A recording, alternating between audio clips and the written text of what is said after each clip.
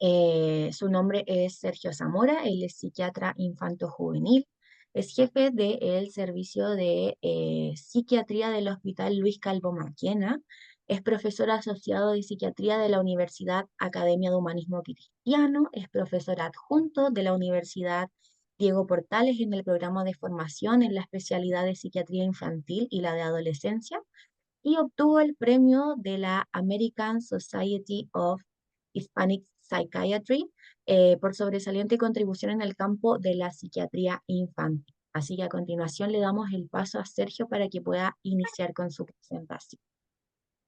Bien, muchas gracias. Muy buenas noches. Voy a compartir la presentación.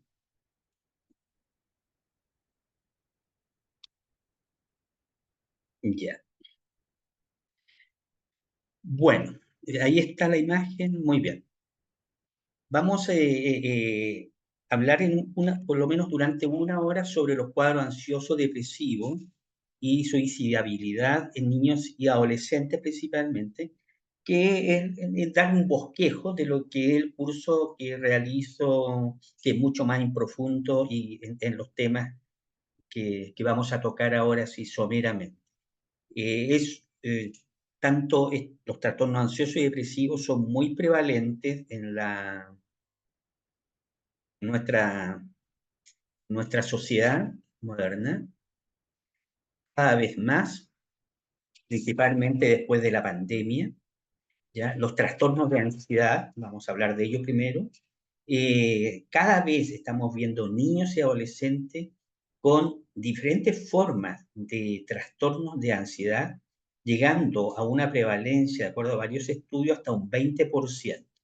Y es importante entender esto y conocerlo porque muchas veces pasa desapercibido y no la diagnosticamos a tiempo. Puede pasar desapercibido a través de manifestaciones físicas corporales o desapercibido a través de manifestaciones conductuales. Y tras ello puede subyacer un cuadro ansioso. Y si no nos damos cuenta de eso, no lo vamos a diagnosticar y por ende no lo vamos a tratar bien.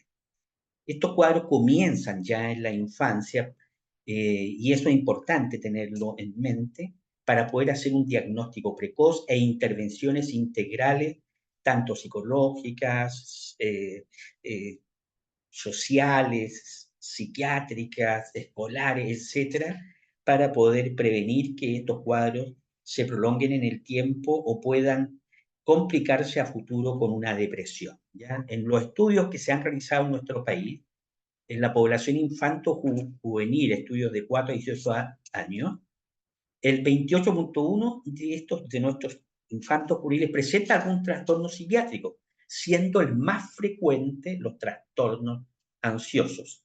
En la población adulta igualmente también ocurre aquello. Ahora, la ansiedad, los trastornos de ansiedad son multicausales, y esto lo vemos en el curso en profundidad y en detalle. Ya tenemos factores genéticos familiares, todos sabemos que hay familias ansiosas, ya hay temperamentos ansiosos, ya este temperamento no es llamado de inhibición conductual, que son niños más retraídos, más callados, más temerosos, ya es decir, hay un sustrato biológico que frente a factores biográficos, socioculturales, familiares, etcétera, se puede expresar un cuadro ansioso o un trastorno.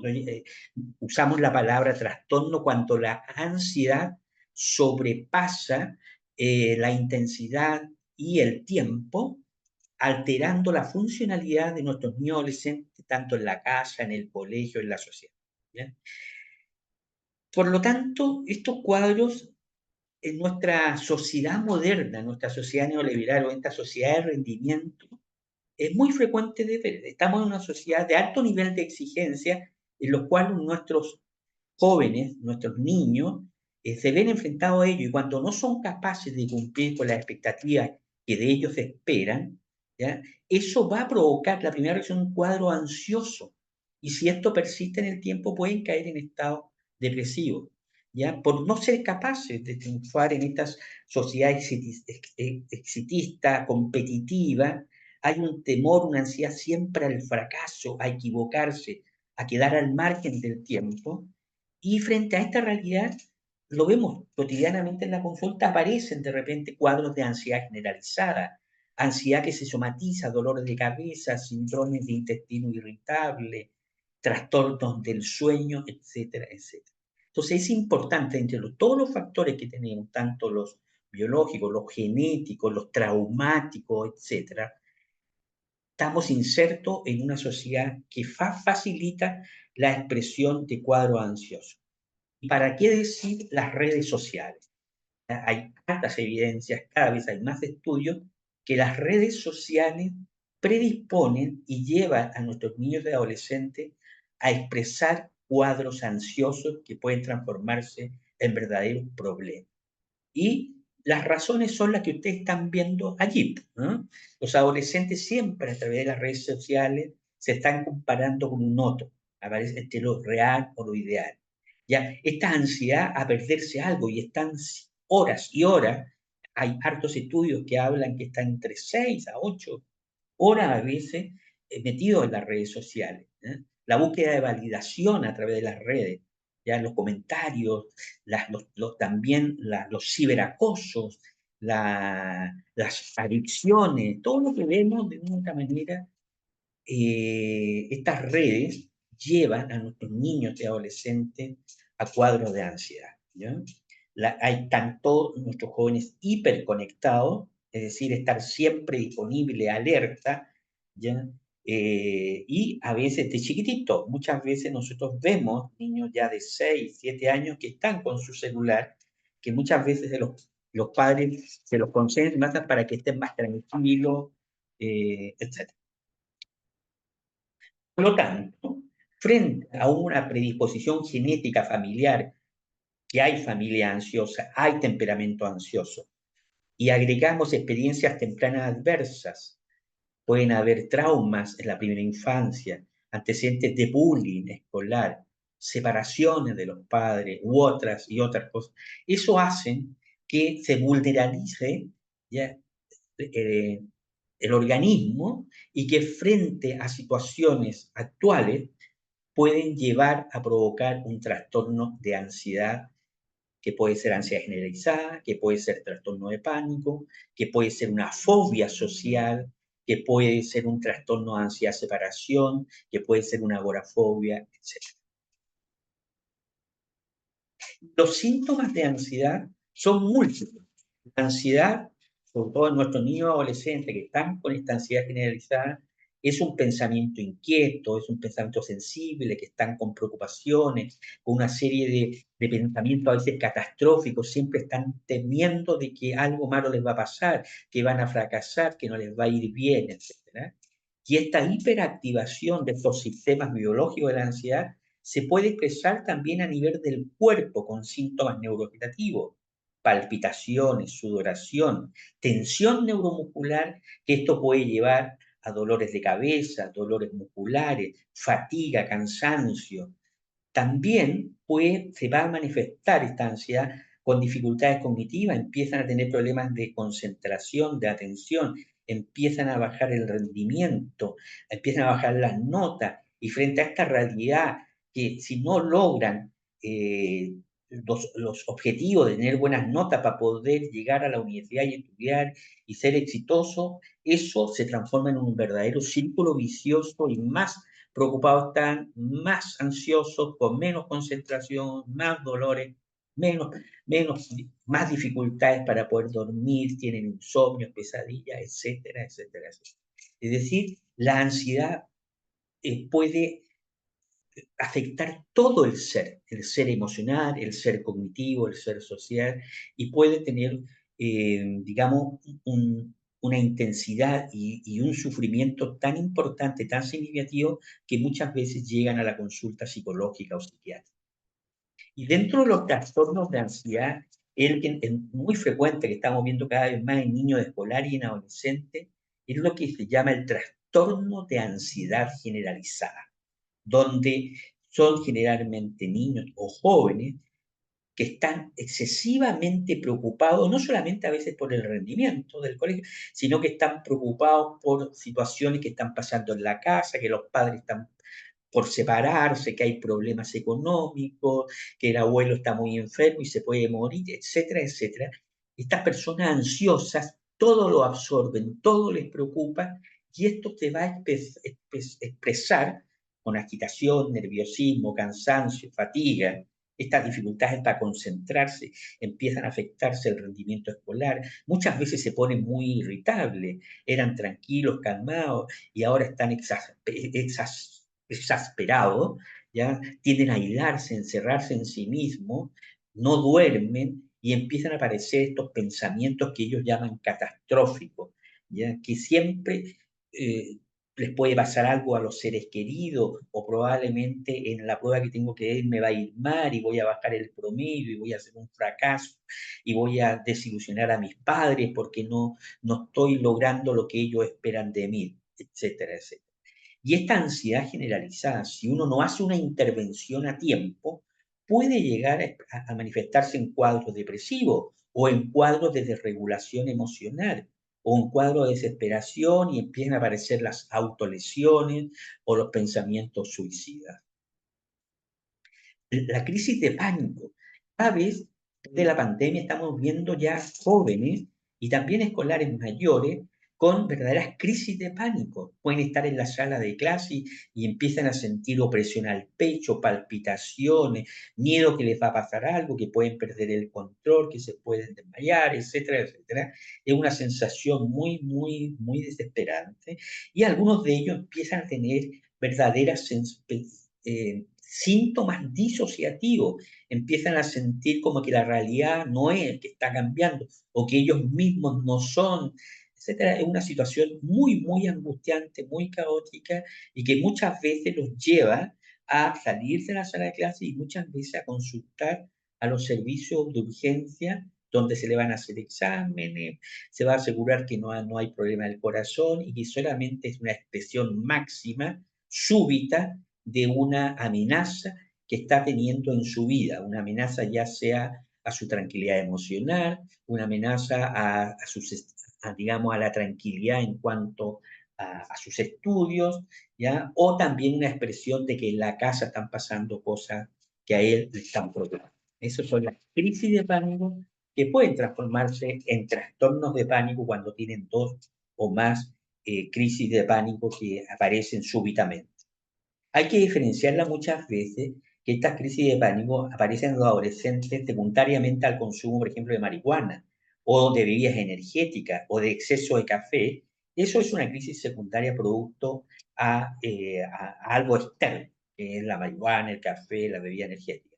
Aquí estamos hablando de estas crisis que aparecen de manera espontánea y que es una expresión, una señal de alarma de que algo está pasando en este joven o en este niño en cuanto a sí mismo y en cuanto a su ambiente escolar, familiar o social. Los manuales diagnósticos que nosotros usamos, en el hospital usamos los manuales de la Organización Mundial de la Salud, el CIE-11. Estos son todos los trastornos que en el curso nos lo vamos a ver con más detalle: el trastorno de ansiedad generalizada, el trastorno de pánico, la agorafobia, la fobia específica, trastorno de ansiedad social, trastorno de ansiedad de separación, mutismo selectivo, ¿ya? Tiene muchas maneras de expresarse los cuadros ansiosos, como le decía yo, cada vez son más prevalentes en la clínica de salud mental. Cuando nosotros nos enfrentamos a un trastorno de ansiedad, ya sea generalizada, una fobia social, un, una crisis de pánico, conducta fóbico-evitativa, ya lo primero que tenemos que hacer nosotros es una buena anamnesis, una historia, evaluar si han habido traumas, evaluar el temperamento, evaluar a la familia, evaluar si hay hechos en el momento que estén provocando esto, que puede ser tal vez que se le murió una mascota, o que puede ser que en el colegio están fracasando en sus estudios, las notas están bajando, etcétera, etcétera. Hay que ver todos los factores que pueden explicar este trastorno de ansiedad y también el impacto que está provocando en su entorno escolar, de impacto en su rendimiento a nivel de la familia o a nivel de su sociabilidad, de sus relaciones interpersonales. Y también tenemos que ver si esta ansiedad está comórbida con otros cuadros clínicos. Puede ser una ansiedad en un cuadro depresivo, o puede ser una ansiedad en un niño TEA, o puede ser en una ansiedad que se está dando en un niño que tiene un trastorno de déficit atencional, etcétera. Porque la comorbilidad también tenemos que considerarla. Y lo otro, el acceso a un servicio de salud, porque muchas veces llegan a nivel de atención primaria, médicos generales, o puede llegar a nivel de un psicólogo, ¿ya? Quienes deben evaluar el grado de severidad, si es leve, si es intenso, si está con mucha sintomatología física, cardiovascular, o está con muchos problemas en el sueño, o problemas cognitivos, que realmente está con dificultad en los niveles de atención, para la derivación a un servicio de salud mental, ojalá un psiquiatra infanto-juvenil. Sabemos que el acceso a salud mental no es fácil, hay muy pocos psiquiatras infantos juveniles, ¿ya? Y digamos, en nuestro país, a nivel del servicio público, tenemos los COSAM, que están en las diferentes comunas, y a nivel privado, bueno, el acceso también es difícil y tiene su costo. Y una vez que ya hemos hecho el diagnóstico, lo ideal es que sea una intervención integral, ¿ya? Una intervención psicológica, hay intervenciones específicas, que eso lo vamos a ver en el curso, intervenciones de cognitivo-conductual, una muy buena psicoeducación, una muy buena evaluación e intervención a nivel familiar, escolar, porque siempre tenemos que tener el contacto con los colegios para darle a conocer nuestro diagnóstico, los cuidados que ellos tienen que tener, muchas veces informes para evaluaciones diferenciales, asistencia a clase en jornada parcial, etcétera, etcétera. Y también considerar el uso de algunos fármacos que están disponibles para los cuadros de ansiedad en casos ya de moderado a severo, cuando ya uno sabe que las intervenciones psicosociales no son suficientes, o cuando los síntomas de ansiedad son tan intensos y tan sufrientes y que afectan tanto su funcionalidad a nivel de familiar, escolar, que se usan algunos fármacos, y eso también lo vamos a evaluar en el curso, ya que realmente son algunos fármacos no adictivos, no dañinos y aprobados para niños ya después de 6 o 7 años de edad, que realmente son algunos antidepresivos serotoninérgicos, ya por ejemplo, la sertralina, la fluvoxamina u otros, ¿ah? Y hay algunos ansiolíticos naturales que también podemos hacer. Generalmente, cuando uno pesquisa precozmente un cuadro de ansiedad y hace un buen diagnóstico integral con todos los elementos, el tratamiento es bastante bueno, muy bueno. Yo diría, una de las pocas cosas, o sea, una de las cosas que uno agradece de lo que tratamos estos cuadros clínicos es que digamos, su recuperabilidad o su rápida resolución de estos cuadros es bastante rápida, efectiva y buena, y los niños y los adolescentes recuperan su funcionalidad y vuelven al colegio, vuelven a tener las capacidades cognitivas, vuelven digamos, le va a irle bien como le estaba yendo, ¿no? Y todo esto tiene que estar acompañado con una buena psicoeducación. Psicoeducación, porque tenemos que enseñarle el uso de las redes sociales, ya es importante del deporte, importante algunas técnicas de respiración, de relajación, de meditación, importante el contacto con la naturaleza, etcétera, etcétera, etcétera. Eso lo vemos en el curso con más calma. Y la comorbilidad. Y dentro de la comorbilidad de los cuadros ansiosos, lo que más estamos observando en este momento es que está comórbido con cuadros depresivos y está comórbido con los trastornos del espectro autista, ¿eh? Yo personalmente cada vez estamos teniendo en la consulta más niños y adolescentes con cuadros ansiosos y que tras ello hay un trastorno del espectro autista, ¿ya? Y de hecho, eh, los porcentajes de ansiedad pueden llegar hasta casi el 80%. Y yo les voy a mostrar en el curso un estudio que he realizado, que es con niños TEA. Este es un estudio, son 12 niños TEA, de edad promedio de 10 años, que consultan por cuadros de desregulación, de irritabilidad, de agitación, de problemas atencionales, que tienen crisis de agitación psicomotora, y les realizamos un estudio, un neurospec, un estudio funcional del cerebro, y encontramos que casi el 92% de los niños TEA tienen una hiperactivación de las amígdalas cerebrales o de las estructuras que tienen que ver con el sistema límbico, donde anida la ansiedad, los circuitos de la ansiedad, y en los niños TEA per se, de base, es parte de su biología, tienen una hiperactividad de estos cuadros ansiosos, lo que explica toda esta clínica, y esto nos lleva a plantear que las intervenciones en esto tienen que ser sobre la base ansiosa, ¿eh?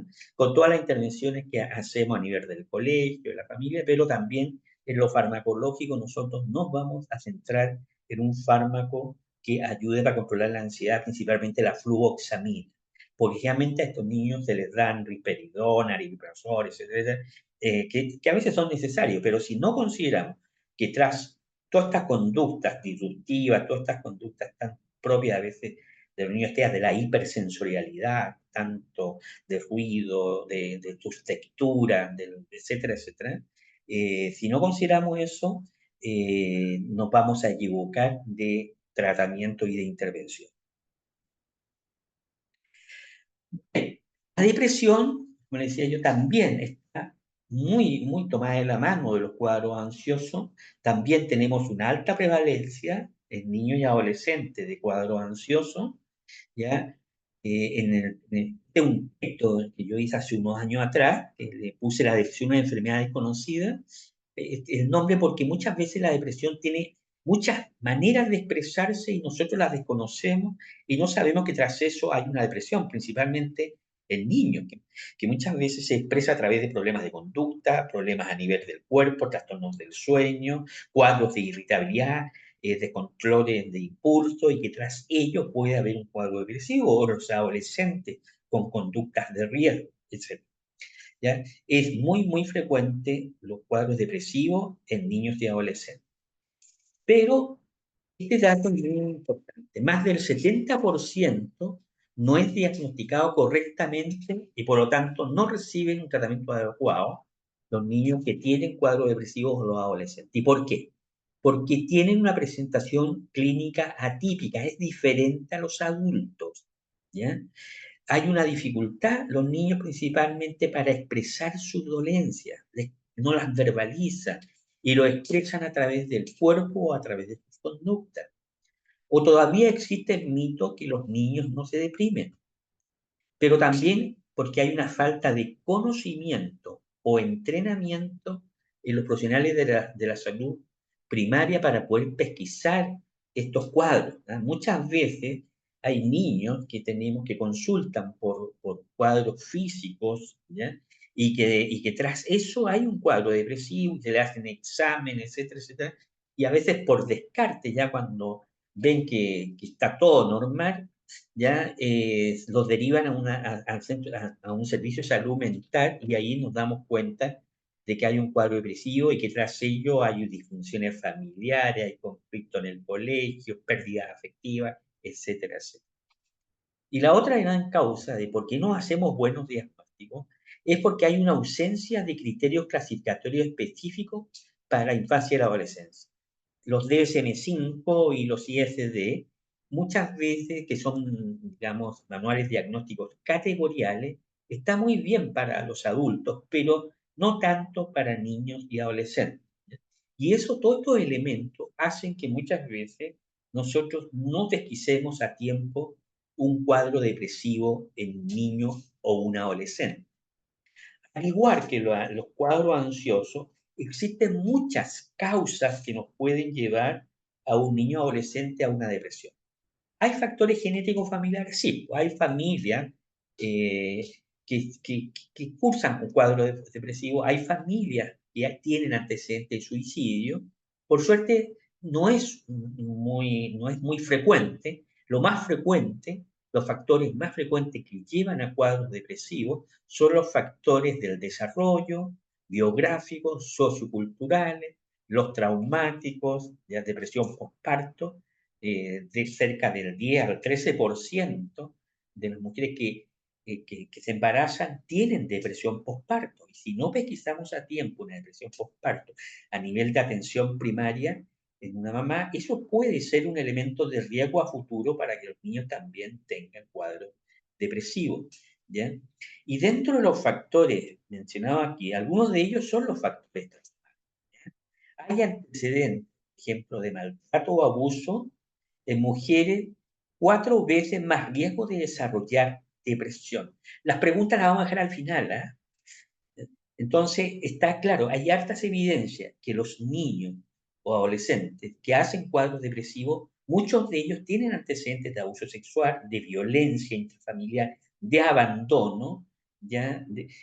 Que los va a vulnerabilizar a futuro a ser no solamente cuadros depresivos, sino cuadros ansiosos e incluso a futuro eh, eh, conductas suicidas, ¿ya? También todos los factores estresantes que el niño vive en su historia, por ejemplo, el bullying escolar, por ejemplo, antecedentes de pérdida afectiva, que se le muera una mascota, o que se muera el abuelo tan querido, o que haya una amenaza de separación de los padres, o que haya violencia, etcétera, etcétera. Todos son elementos que pueden llevar a un niño adolescente a tener cuadro depresivo. Y también el tipo de sociedad que estamos. Así como la sociedad nuestra nos lleva a cuadro ansioso, si no hacemos intervenciones a tiempo, este joven o este adolescente que, que va sintiendo la sensación de fracaso porque está cumpliendo la expectativa de los padres o la expectativa que se espera de él, puede llevarlo a un cuadro depresivo, puede llevarlo a futuro a ideaciones o intentos suicidas. ¿Ya? Son ejemplos, mucho más profundo, esto es mucho, eso lo analizamos, digamos, en profundidad en el curso. Por lo tanto, también acá hay factores genéticos familiares, hay factores biográficos, la historia, los antecedentes de trauma, etcétera, etcétera. Esto va a predisponer a un niño o adolescente a futuro a tener cuadros depresivos. Y si uno no hace intervenciones adecuadas de cuadro depresivo, esto puede tener un impacto en el cerebro que se está desarrollando y puede tener impactos deleterios y se puede desarrollar inadecuadamente sus funciones cognitivas, sus funciones de autoestima, etcétera, etcétera. ¿Ya? Y este fenotipo vulnerable, por las razones que yo les dije, se puede manifestar a futuro con cuadros depresivos que se van a expresar de diferentes maneras. En general un joven que está con una depresión se produce un cambio, también hay un cambio en su ser, ¿ya? Ya no tiene el mismo ánimo, ya no tiene la misma motivación, deja de hacer lo que estaba haciendo, si le gustaba tocar la guitarra ya no va a hacer, ya no va a jugar a la pelota, ya no se va a juntar con sus amigos, empieza a rumiar, empieza a ver como que se abren las compuertas en su mente las cosas negativas, va a recordar el abuso sexual que tuvo, va a recordar la violencia que observaba en sus padres, va a ver que no hay futuro, puede aparecer la desesperanza, empieza a fallar la parte cognitiva, no se concentra bien, empieza a tener problemas en el colegio, muchos de ellos empiezan a cambiar de conducta, se ponen más irritables, más oposicionistas, más desafiantes, ¿ya? Empiezan a alterarse también los patrones biológicos y pueden tener insomnio, dejan de comer, o hay otros que al contrario, duermen mucho o comen mucho, ¿ya? Es decir, se produce un cambio en toda la funcionalidad, en todo el organismo, en un adolescente que iba relativamente bien. Cuando uno tiene todos estos síntomas o más, tiene que sospechar que algo está pasando o está teniendo una depresión.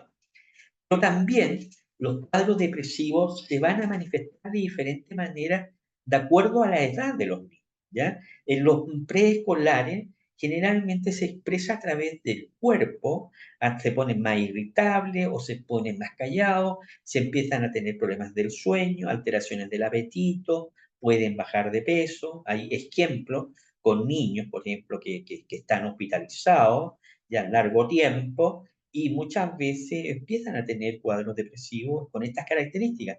O en aquellos niños que son abandonados y llegan a las residencias del mejor niñez, por ejemplo, lactantes, ¿sabes? O preescolares, y uno los observa y son niños que son irritables, niños que son impredecibles en el comer, en el dormir, o al contrario, son niños callados, niños tristes, que, que tienen una mirada gris, una mirada, etc.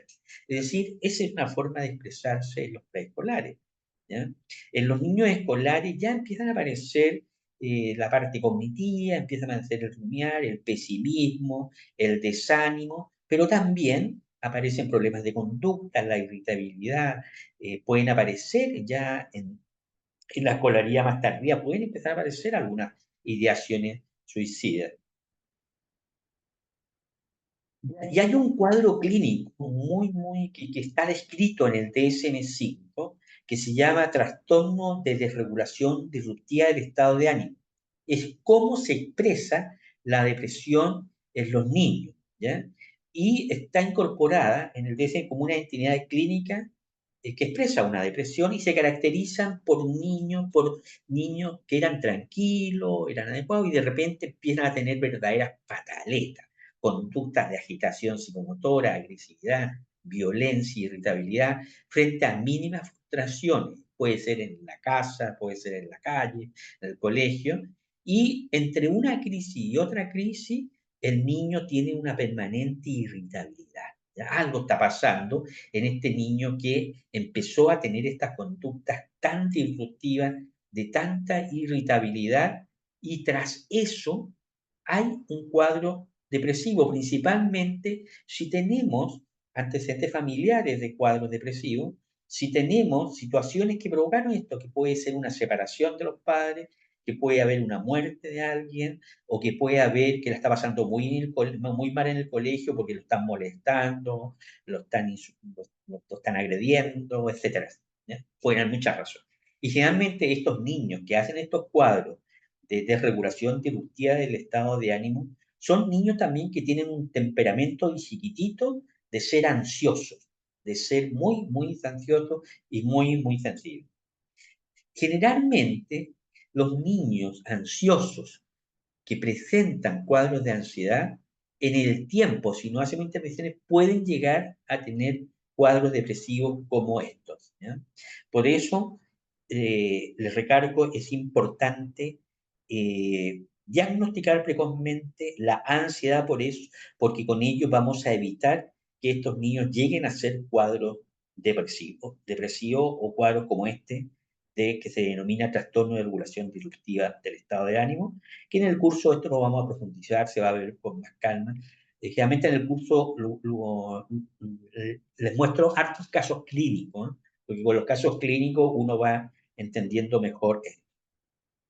Bueno, y el objetivo también en la depresión, como los cuadros ansiosos, es una evaluación, un diagnóstico integral, evaluando todas las variables sociales, culturales, biográficas, académicas, etcétera, ¿ya? Y al hacer una buena evaluación integral, teniendo que una evaluación psicológica, una evaluación psiquiátrica también, una muy buena psicoeducación, en base a eso se plantean diferentes alternativas terapéuticas, dentro de los cuales está la psicoeducación, la psicoterapia, hay psicoterapias específicas para esto, las intervenciones en el colegio, las intervenciones en la familia, y solamente en casos de moderado a severo se usan algunos psicofármacos que son algunos antidepresivos, que han demostrado harta evidencia y son bastante útiles en depresiones en niños y adolescentes.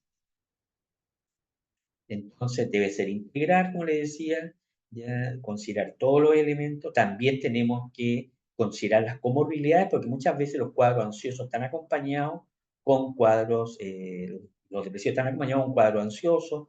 Puede tener también muchos niños con trastorno del espectro autista caen en cuadros depresivos porque son la pasan muy mal en el colegio, son muy vulnerables a bullying escolar y además con esta hipersensibilidad que ellos tienen la pasa muy mal, muchos de ellos llegan a odiar el colegio, ¿no? Entonces hay una comorbilidad en nuestra época del trastorno de espectro autista, los otros trastornos de neurodesarrollo, trastorno obsesivo compulsivo, etc. Y en adolescentes generalmente están los trastornos del desarrollo de la personalidad, los trastornos de conducta alimentaria y otros.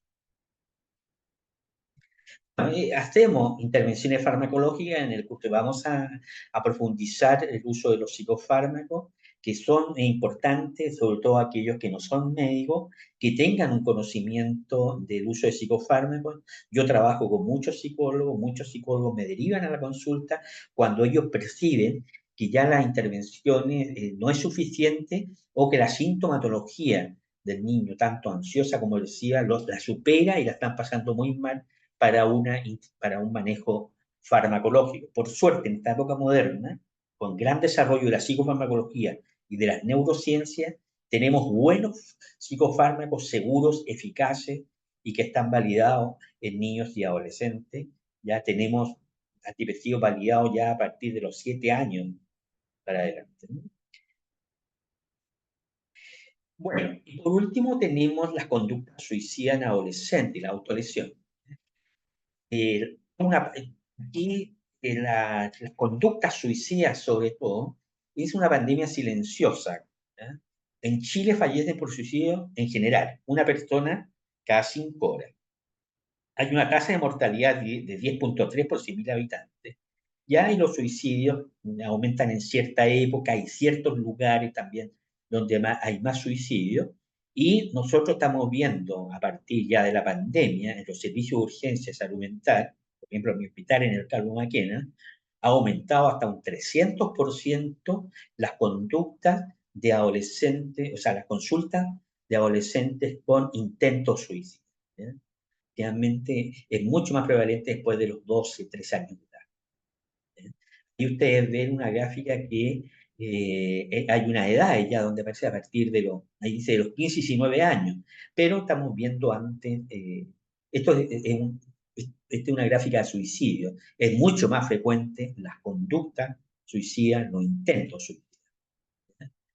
Es muy frecuente. Ahí ustedes ven una imagen del servicio de urgencia del Hospital Carlos Maquena. Este es un texto que nosotros elaboramos en el hospital que se llama un texto de psiquiatría de urgencia en niños y adolescentes, ¿ya? Dentro de los cuales hablamos de las conductas suicidas, ¿ya? Porque realmente tras este acto suicida, esta intención suicida, encontramos trastorno de desarrollo de la personalidad, depresiones, trastorno del espectro autista, experiencias postraumáticas, trastorno de conducta alimentaria, trastorno bipolar, etc. Bueno, dentro de esto siempre están acompañados con lo que nosotros llamamos las autolesiones, que pueden ser no suicidas. El no suicida cuando es una autolesión, un corte en el brazo muy superficial, sin intención suicida, sino es una autolesión que tiene una funcionalidad, que tiene un mensaje y que están expresando que necesitan ayuda, que están expresando un dolor y que están expresando que a través del cuerpo, con un corte, logran tranquilizarse, logran calmarse. Ellos dicen, prefiero tener un dolor en mi piel que un dolor aquí dentro, en lo más profundo de mi ser. ¿Ya? Más o menos cerca del 20% de los adolescentes a nivel población general, estudios tanto en nuestro país como internacionales, adolescentes que se autolesionan.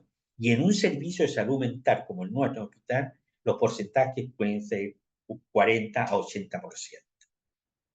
Realizamos nosotros un estudio con nuestras becadas en el hospital. Es una imagen de la unidad de corta estadía, de hospitalizaciones. Ahí son imágenes de algunas becadas, ¿ya? Ahí hay un colega, el doctor Grau, ¿ya? Y ellos hicieron un estudio de 49 pacientes adolescentes, ¿ya? Que llegaron al servicio de urgencia con autolesión. El 91,8% son mujeres. Eso es lo característico y eso se mantiene en estos momentos, ¿no? Con un promedio de edad de 13,3 años. Ahora, estas adolescentes que han tenido autolesiones, ya generalmente casi el 39% había sido hospitalizada en la unidad de psiquiatría. Casi el 50% padres separados. casi el 45% bullying escolar, casi el 25% abuso sexual, ¿ya? Es decir, hay una vulnerabilidad ya, hay antecedentes biográficos de trauma, de pasarla mal, disfunción familiar, etc. Y lo que desencadena las autolesiones, peleas con algún familiar, 71,4%, ya sea con la mamá, con el papá, un conflicto, ya presenciar conflictos en la casa, que los papás pelean, que se agarran, etc. O una ruptura amorosa de un pololeo, 44,9%. El 55% dice haber consumido alguna sustancia, principalmente marihuana, y casi el 84% tiene antecedentes de intento suicida. Y el 94% presentan ideas de muerte al momento del acto de la autolesión. Ahora, estas son pacientes que llegan a un servicio de salud mental, terciario, hospital, es decir, son adolescentes graves, ¿ya? Y por eso tienen todas estas características que yo le menciono. ¿Ya? Y dentro de la conducta suicida, generalmente, como dice ahí, los intentos suicidas son siempre intentos de vida. No es que el adolescente quiera morir, sino que el adolescente es una expresión desesperada de ayuda, de desaparecer un momento de su realidad dolorosa y que ojalá al despertar las cosas hayan cambiado. Y muchas veces ellos, cuando se ingieren, tienen una ingesta farmacológica, por ejemplo, siempre se encargan de una u otra manera de avisar al pololo, a una amiga o a alguien para que, digamos, vaya y les socorra y los lleven a los servicios de urgencia, ¿no? Hay muchos factores de riesgo que los vamos a analizar en el curso en detalle. Ya hay factores genéticos familiares que por suerte son los menos de familia suicida, ya, pero los más son los factores biográficos, socioculturales, familiares, los traumas, etcétera. Hay grupos más vulnerables, que son los grupos de la diversidad sexual, los niños con trastorno de espectro autista, cada vez estamos viendo más adolescentes que están llegando con autolesión e intento suicida del espectro, ¿ya? También algunas características de algunos adolescentes que también llevan mucho a estas conductas suicidas, sobre todo aquellos que tienen trastorno de desarrollo de la personalidad, más de la línea limítrofe, por sus actos impulsivos, muchas veces los lleva a tener autolesiones o conductas suicidas. ¿Bien? Entonces nosotros, cuando nos llega el servicio de urgencia, evaluamos todos los factores de riesgo, evaluamos la intención suicida, la letalidad, qué tipo de... es muy letal, por ejemplo, cuando llegan, van a la farmacia, compran una caja entera de paracetamol, ustedes saben que el paracetamol puede ir cualquiera a comprarla, no se le exige receta, y los chiquillos ven que en internet qué dosis de paracetamol es letal y, bueno, y muchas veces llegan con grave compromiso vital, terminan en la UTI y logramos salvarlo porque llegan a tiempo y con insuficiencia hepática, etcétera, ¿no? Generalmente nuestros adolescentes, el recurso que utilizan son las pastillas, no las armas de fuego, ¿no? Y principalmente llegan mucho, el 80% son adolescentes mujeres. eh, bueno, y evaluamos también el estado mental, si hay cuadro depresivo, ansioso, si hay rasgos de impulsividad, si hay un estado de desesperanza, si hay un elemento psicótico, etcétera. Y evaluamos el riesgo, ¿ya? El riesgo, si es leve, si es moderado, si es severo, y de acuerdo a la evaluación que realicemos, nosotros vamos a hacer las intervenciones, ¿eh? Generalmente nosotros hospitalizamos cuando son de riesgo severo, muchas o moderado, eh, eh, tenemos pocas camas, hay pocas camas, y estamos priorizando las hospitalizaciones domiciliarias siempre y cuando la familia nos dé confianza, la familia pueda cuidarle. Muchas veces en el servicio público se hace previamente una visita domiciliaria para estar seguro, porque puede que el adolescente viva en un edificio en el 10º piso y obviamente es de alto riesgo si está en un riesgo severo. ¿ya? Y con controles semanales, con teléfonos para que tengan contacto permanente con el equipo terapéutico, ¿ya? Bueno, y cuando está comórbido, por ejemplo, a cuadros depresivos severos, cuadros psicóticos, una bipolaridad, etcétera, muchas veces lo hospitalizamos en las unidades de psiquiatría. Pero todo esto lo vamos a ver con mucha calma, con mucho detalle en el curso. Pero esto se los doy para que ustedes vean, eh, digamos, someramente el tipo de intervenciones y qué cosas podemos hacer. Por último, tenemos un estudio muy interesante que acabamos de hacer también con los becados del Hospital Calvo Maquena. Tomamos a todos los adolescentes hospitalizados el año 2023, ya eran 90, que habían consultado digamos, y se hospitalizaron, ¿ya? En una edad de 10, nosotros hospitalizamos ahí hasta los 18 años de edad. Esa es la edad tope. El 84,4% son mujeres. Generalmente siempre en los adolescentes la patología, ya sea autolesiones o intento o conducta suicida, prevalece el sexo femenino. Lo importante de este estudio es lo siguiente. El 57,8% ingresa a urgencia por intento suicida. El 42,2% manifiestan ideación suicida. Y el método de intento suicida, 77,8% ingesta farmacológica, eso fuera. Ya usan el paracetamol, usan los fármacos que están en la casa, pueden, ya sea la familia si tiene diabetes, usan los antihipertensivos, los paradiabetes, o muchas veces estos jóvenes están en tratamiento ambulatorio, están tomando fármacos y, y por un descuido de la familia ya toman todos los fármacos y se los toman. Entonces, no hay duda, digamos, que el factor más importante es la ingesta farmacológica y eso es importante para todos los cuidados que uno les hace ver a la familia, mantenerlo con llave, ellos tienen que encargarse de darle los fármacos, etc. El 77% de los adolescentes hospitalizados manifiesta tener ideación suicida frecuente. El 58% dice no poder controlar estas ideaciones suicidas.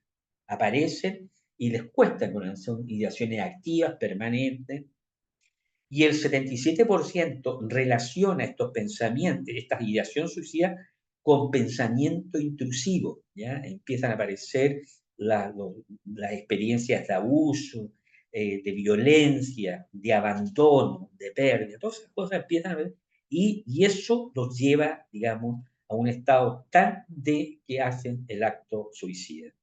Y un 82% presenta un estado de ánimo disfórico. Ellos perciben que junto con los pensamientos empiezan a sentir un estado de tensión, un estado de mucha angustia, de mucha ansiedad, de mucha tristeza y de mucha rabia, un estado tensional que lo desespera y que de alguna manera tienen que salir de eso, ya sea cortándose por la autolesiones o en estado ya de desesperación por una ingesta farmacológica. Apenas el 17,4% de los adolescentes cuenta de sus ideaciones suicidas a algún conocido familiar. Generalmente ellos no lo cuentan, pueden contarle a un amigo, pueden contar, pero generalmente al familiar más cercano no lo hace. Dentro de los antecedentes psiquiátricos, casi el 69% manifiesta haber tenido intentos suicidios previos. Había casi el 67% había sido hospitalizado con anterioridad y el 91% se encontraba en una psicoterapia. Ese dato nos pareció extraño y nos dimos cuenta que habían estado en psicoterapia, muchos de ellos la abandonan o se están haciendo intervenciones psicoterapéuticas que no son las más adecuadas, ¿ya? O se encuentran, digamos, de que están en psicoterapia, pero lo citan una vez al mes, ¿ya? O se dan cuenta que su psicóloga dejó de trabajar en el COSAN o está con licenciamiento, etc. O sea, no es una intervención, está en el papel que está en una terapia, pero en el fondo no está, ¿ya? Ninguno de ellos está en una psicoterapia, por ejemplo, que la conductual dialéctica, el DBT. El DBT ha demostrado una eficacia bastante importante, significativa, en estos tipos de adolescentes muy desregulados con ideación suicida, yo en mi consulta privada tengo muchos adolescentes que están en DBT, asociados con el apoyo psiquiátrico y generalmente muy exitoso, muy bueno. Eh, Me da mucha confianza, es una terapia validada, lamentablemente es cara, lamentablemente los servicios públicos no tenemos DBT especial para adolescentes ni para niños. Y este dato es muy interesante. ¿Eh? El 41.1% de los adolescentes ha presentado dos o más experiencias traumáticas y el 34% solo una experiencia traumática. ¿Ya? Es decir, el trauma está inserto acá. Es decir, eso lo vamos a profundizar en el curso, las experiencias traumáticas de la primera infancia es fundamental porque eso vulnerabiliza y hace que nuestros niños o adolescentes a futuro tengan una serie de manifestaciones psicopatológicas, ansiedad, depresión, intento suicidio. Y estoy hablando de traumas como violencia intrafamiliar, abandono, abuso sexual, negligencia, etcétera. ¿Ya? El 24.4 había evidenciado eventos adversos, como puede haber sido un bullying, como puede haber sido una ruptura familiar en ese momento, etc. Y dentro de los traumas más frecuentes descritos está el abuso sexual, casi el 27%, violencia intrafamiliar, casi el 22%, negligencia, etc. 17% bullying escolar. Es decir, siempre un gran porcentaje de los adolescentes que tienen estos cuadros de regulación emocional con autolesión e intento suicida tienen vivencias traumáticas. Es decir, todas estas cosas que estamos hablando, toda esta psicopatología, los factores socioculturales, biográficos, familiares son trascendentales, importantes. Los factores biológicos son lo mínimo, es decir, la genética para una depresión, para un suicidio, para un ansioso, son lo mínimo. La gran mayoría tiene que ver con la historia del niño desde que nace, incluso desde que está en el vientre paterno. Y por último, en el curso vemos la prevención del suicidio, que se hace un trabajo y existen protocolos a nivel familiar, a nivel de la escuela, en la atención primaria, en la sociedad, etcétera, etcétera. Bueno, fueron esbozos, muestras, digamos, de estos temazos que en el curso lo vamos a ver ya en más detalle. Y ahora algunas pocas preguntas que me quieran hacer, ¿no? Bueno, y el suicidio en la familia, por último, esta es la última slide, es siempre, cuando hay un intento suicida, siempre se debe trabajar con la familia, siempre, ¿ah? Porque la familia la pasa mal, esto es un verdadero trauma para la familia, se remecen los cimientos de la familia, las interacciones de la familia, y lo ideal es que hayan intervenciones familiares. ¿Ya? En nuestro hospital tenemos una unidad de terapia de familia. ¿Ya? Ahora sí. Muchas gracias, Sergio, por tu presentación muy clara. Ahí también dejaste muy invitado a los participantes a que se puedan sumar a este curso. Ya habilitamos recientemente el chat para que algunas personas nos puedan dejar alguna pregunta que quieran realizar y también vamos a darle la prioridad en estos momentos a quienes levanten la manito y quieran encender su micrófono. En virtud del tiempo, ahí vamos a ver cuántas preguntitas podemos responder, pero tenemos acá esperando a Laura, así que le vamos a dar la palabra a ella. Vamos a pedirle que pueda reactivar su audio. ¿Aló, se escucha? Se Sí, le escucha. escucho, Laura. Doctor, le tenía dos preguntas. La primera es en caso de parasuicidio. Cuando vemos que un adolescente tiene parasuicidio, autolesiones y le hacemos los test de, no sé, por ejemplo, el de depresión de Osaka, de Osaka, y no tiene antecedentes suicidas, pero dice que es como para regular su estrés o su ansiedad, ¿qué se procede o qué sería lo que usted recomienda? Claro, y siempre es bien importante la clínica, la conversación, ¿eh? Yo creo que los test, todo eso ayudan bastante, ¿eh? Si hay un factor de desregulación emocional, si hay una ideación suicida, aunque sea fugaz, aunque sea pasiva, es importante derivarlo a un centro de salud mental para una evaluación ya mucho más en profundo y analizar todas las cosas que algo le he mencionado ahora, ¿no? Gracias, doctor. Y la segunda pregunta, que más como relacionada a a la comorbilidad respecto a la ansiedad, bueno, mi familia ha notado hace poco que los que tienen más rasgos ansiosos tienen a la vez mucha alergia, y es como un rasgo curioso, y no sé si usted ha notado eso. No, pues no es curioso, porque la piel es derivado del sistema ectodérmico del sistema nervioso. Entonces, una expresión de la ansiedad puede ser a través de la piel, ¿sí? Ustedes pueden ver una persona ansiosa, muchas veces se pone roja, se colorea, qué sé yo, y luego se calma y vuelve a su tono normal.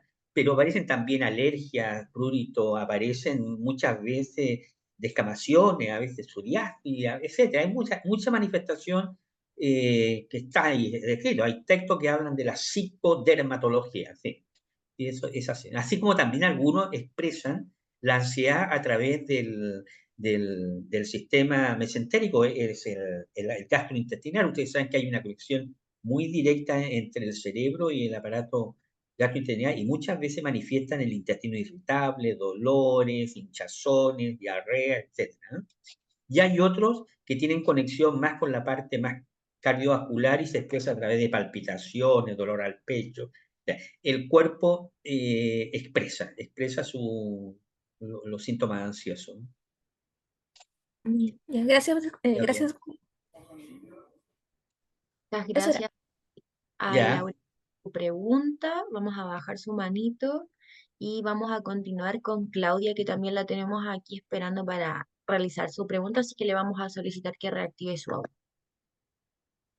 Hola, sí. hola Claudia. Bueno, mi pregunta es lo que pasa es que tengo un familiar que tiene 26 años que sufre de crisis epiléptica psicogénita, ¿ya? Entonces, para eso finalmente son crisis epilépticas. eh, Respecto a la sintomatología, es como realmente una epilepsia, pero neurológicamente no es epilepsia. Entonces, ¿qué se puede hacer ahí? Porque finalmente vamos todas las semanas al hospital, pero en el hospital es como prácticamente que su crisis no vale nada, no tenemos nada que hacer. Él toma fármacos antidepresivos y todo, pero se entiende que no es algo neuronal. Finalmente llevamos años en esto y no hay ninguna solución. Él está tomando terapia psicológica. em, Está la opción de que pueda tom- tomar otros fármacos, pero no se los pueden recetar porque como la epilepsia no es algo neuronal, pero finalmente igual desencadena. Entonces, ¿cuál es la sugerencia en nuestro día a día finalmente? Tratamos de hacer terapia, ¿cierto? De hacer un ambiente armónico, pero también todo esto conlleva una cierta bipolaridad, entre comillas, de esta persona porque es algo muy, muy complicado. Él también vive con el terror de que en cualquier minuto le va a dar, ¿entiendes? Claro, hay que hacer una evaluación integral porque muchas veces el cuerpo es un síntoma, está manifestando algo, una expresión de algo, ¿ah? Siempre el cuerpo es el que reacciona primero y después viene la conciencia, la razón, qué sé yo. Entonces hay que hacer una muy buena evaluación integral del ambiente familiar, de la dinámica, qué rol tiene este síntoma dentro del contexto, pensando que no hay ninguna manifestación biológica, neurobiológica. ¿Ya? Yo diría que más que una intervención individual propia, hay que hacer una mirada integral y qué rol está cumpliendo esta manifestación sintomática en el contexto de él y de la familia, ¿no? Eh, yo diría que habría que hacer eso, ¿no? Primero que lo evalúe un equipo, ¿no?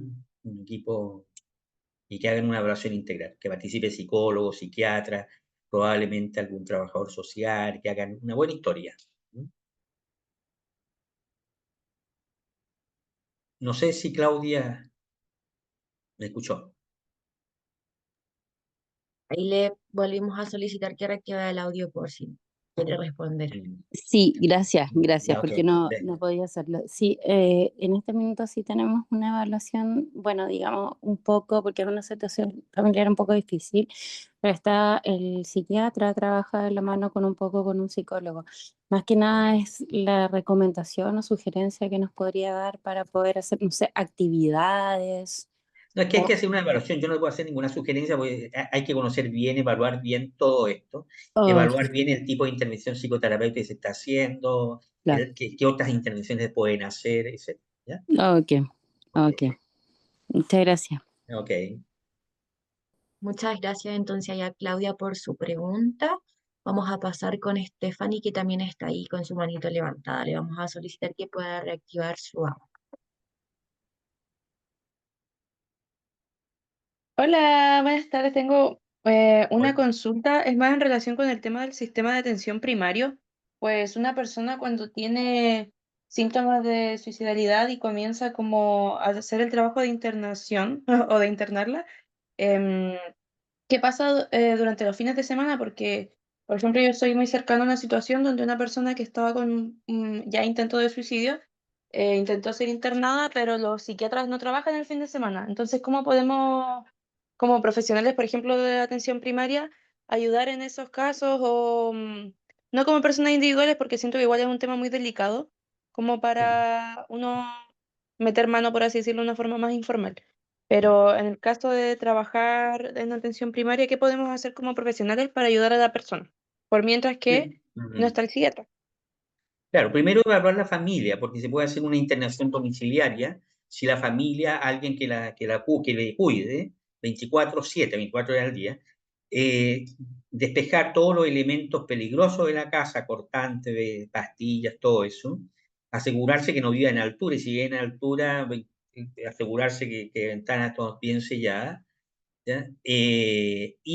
Yo creo que eso, cuidado 24/7, internación domiciliaria, porque con eso uno tiene la certeza, digamos, en espera, digamos, de que el día lunes sea visto por salud mental.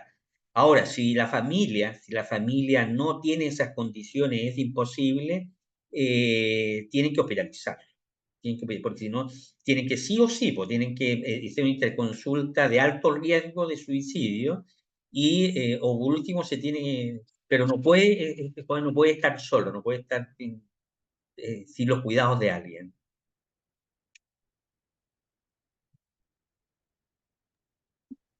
Ya, claro, sí lo entiendo. ¿Y hay alguna técnica que nos pueda ayudar como a bajar los síntomas de, no sé, pensamientos suicidas o algo así? Sí, pues, o sea, primero, y a nivel de atención primaria tienen médico. ¿Aló? Stephanie, pero hay médico que puedas prescribir algo, ¿no? La verdad es que como no soy tan cercana, lo que yo entendí es que realizaron como la internaron en el hospital. ¿Ya? Claro, porque lo ideal es que lo vea un médico, aunque sea un médico general, porque se puede dar algunos fármacos para que duerma, para que esté tranquilo, qué sé yo, porque a veces el pensamiento es tan rumiante, tan complicado, Mm. que le provoca mucha angustia y ansiedad, y existen, los médicos generales pueden a trabajar a ese nivel, ¿ya? Por último, para que esté más tranquilo, calmado mientras se evalúa. Sí, claro, porque igual, por lo menos en este caso, igual yo considero que es más complejo porque acompañado de la suicidalidad estaba el tema de un brote psicótico con alucinaciones. Ah, wow. Entonces, sí, claro, y siendo tan pequeña, porque son más o menos 14 años, yo digo que igual es complejo el tema de mantenerla medicada. Claro, si es grave, tiene que estar en el servicio, si está Ujú. psicótica, está en organización y la familia no tiene cómo cuidarla o tiene que llevarla al servicio de urgencia, pero no puede estar sin un cuidado y sin un tratamiento. Ya, muchísimas gracias, doctor. Ok. Muchas gracias también ahí a Stephanie. Bueno, en virtud del tiempo, vamos a cerrar esta ronda de preguntas con la pregunta que acaba de realizar Stephanie.